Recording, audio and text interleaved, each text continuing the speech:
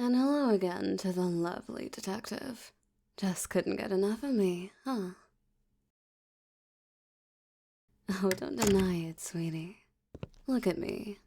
Fit, rich, dangerous. I'm like catnip to someone like you. Really? So if I pulled down my shirt just a little, you wouldn't? There's my favorite color. Blush red. You know, you just say the word and we can get out of here. And I promise I can make you do a lot more than just blush. Fine, you're right. I did come to make a statement, but I'm not going to pause my passes just because you're recording me. Hey, cutie, one more thing before you start the tape. I've got the best lawyers, and even better butchers. If you use any of this against me, I promise none of the charges will stick. And plenty of sharp things will stick into you. Do I make myself clear? Smart and beautiful. You're the whole package, sweetheart. Alright, is this thing on? Right. I am Elkiel. I run a group of organized corporations that have been alleged to be a criminal ring. Some people have affectionately labeled me as a mob boss. My company does work across the east side of the river. My main rival, Emmy, operates in the west. Now, for our company's sake, we've agreed to stay in our own camps. We keep to our side of the river. Not too long ago, one of my closest friends was strolling home one day, and they managed to stumble upon a crime in progress. They understood that they had just witnessed a drug deal and recognized the dealer. A kid that works for Emmy. Now, this kid is barely 18, so understandably my friend didn't want to ruin his life by turning him in. So he did the smart thing and came to me. You know, detective, you could come to me anytime. Right, strictly professional. So my buddy comes up to me and tells me what he saw. I've got a couple of contacts with private investigators, so I ring one of them up to dig up some dirt, figure out who sold this kid any sort of weight. Why I know a private investigator is irrelevant, detective, and I don't have to answer that question. I'm not under arrest. I'm simply giving a tip to my local police station. As I was saying, I send the investigator to look into it. He finds that the kid got the weight from none other than Emmy. Turns out, in addition to the completely legal business we both compete in, Emmy has been running a side hustle. He's been sending runners to deliver a new cocaine mix to my side of the river. Supposedly, it's really good stuff. Emmy contracted some MIT chick.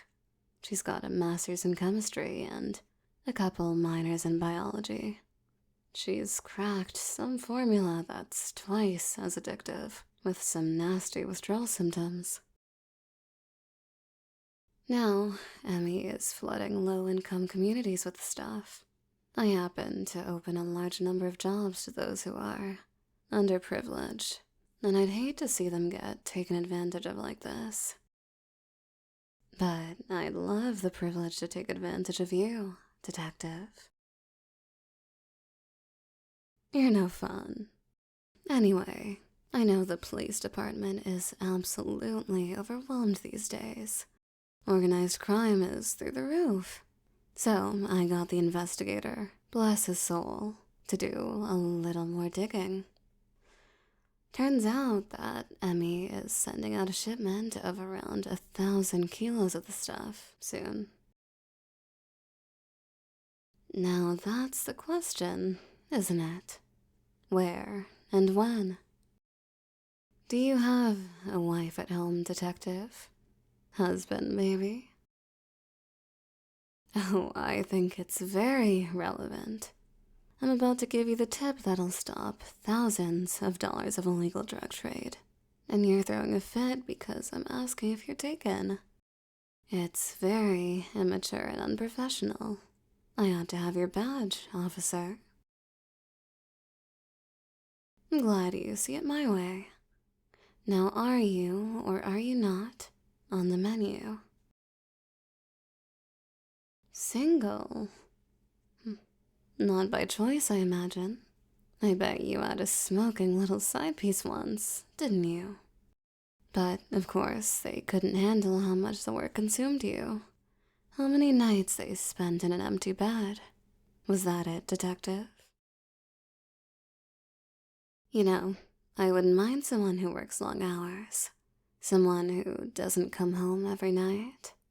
We'd just have to do something special when they were around. Make the time count. Huh.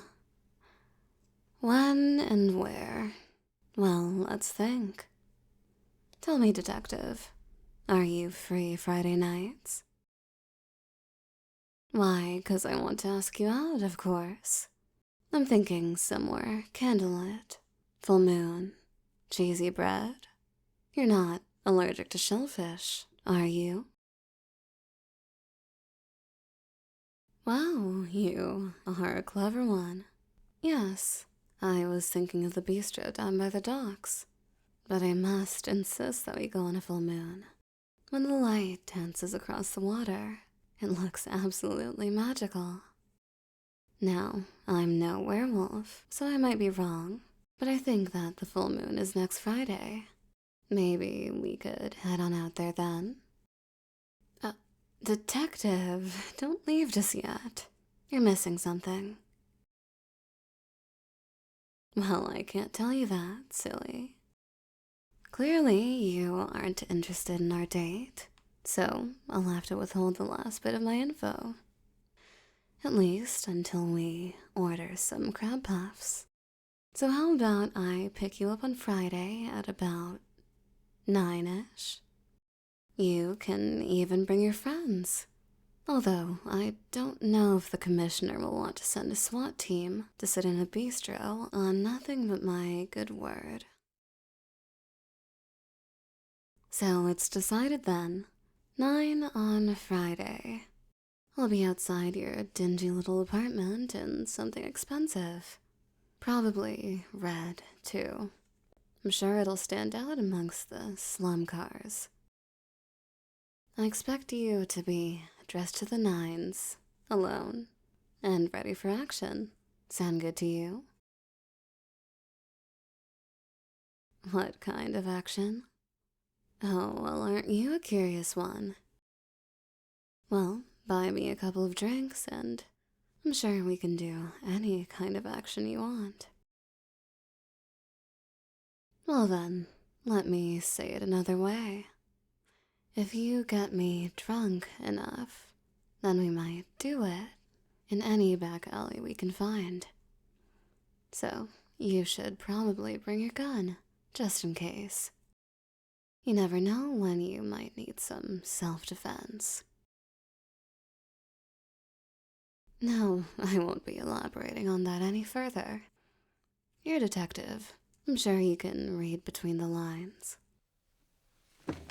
All right, this interview is over. Unless you want to leave together, then I'll be going right now. That's what I thought. I can't wait to see you dolled up for me, detective. Oh, and try to get some sleep. I can't have you on my arm with shadows under your eyes. People will talk. Ta-ta.